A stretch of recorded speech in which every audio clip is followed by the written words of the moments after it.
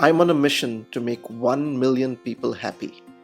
And because we spend so much of our time at work, the focus is on how to make people happy at work. This video is all about the fundamentals of how you can improve your happiness at work. It's based on my research and my experience leading teams in small and large companies for over 16 years. There are 5 aspects or pillars to being happy at work.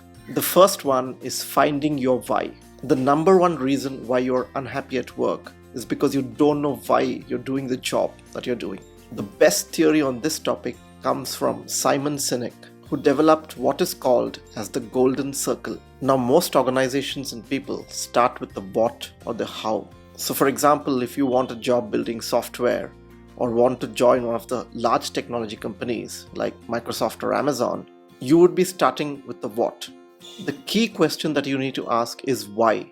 Why do you want to build software or join these large tech companies? The golden circle emphasizes that you should always start internally with the why and then move outwards to understand the what and the how. Simon Sinek talks about the example of Apple. He says Apple is very clear about their why. Their why is to change status quo and think differently. They happen to build computers and phones, but that follows from their why. Apple could be in the business of building anything else, for example cars, and they would still challenge the status quo and still have people who swear by their products. So before you invest a lot more time in your current job or work, make sure you find your why.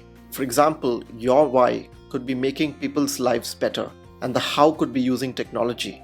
This will drive where you want to work and what kind of job you want, and you will have a purpose rather than just a job. Second pillar of happiness at work is what I call financial delinking.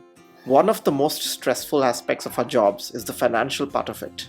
We worry about how much increment we may get or how do we find a higher paying job. This adds to our unhappiness. One of the surefire ways to increase your happiness at work is to delink the two.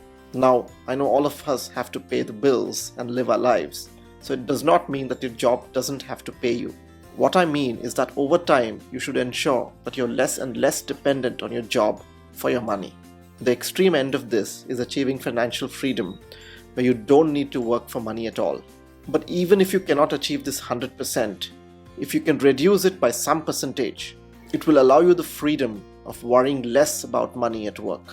For example, instead of saving 100% of the money that you need for your life, which is basically financial freedom, if you're able to save 60% of the money required, then you potentially can take a job that pays only 40% of what you currently make.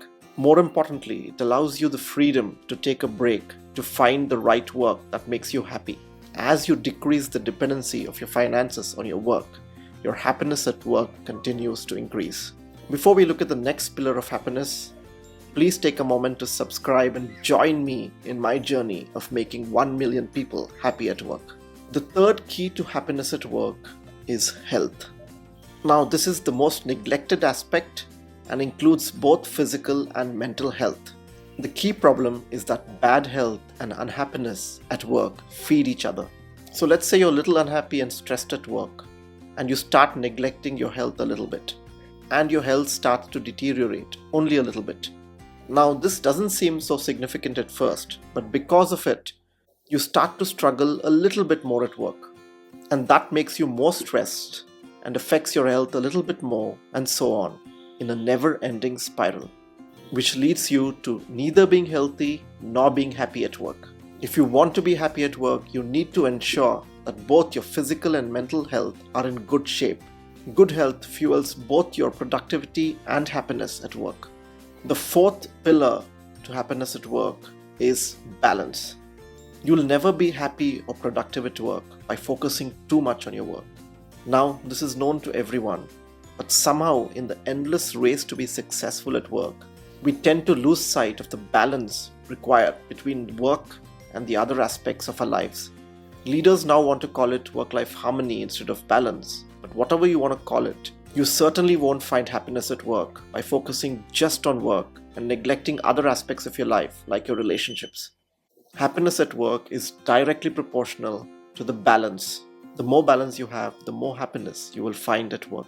Now, this does not mean that you'll achieve the perfect balance every day, but you should aim to achieve balance over a reasonable time frame like a week or a month.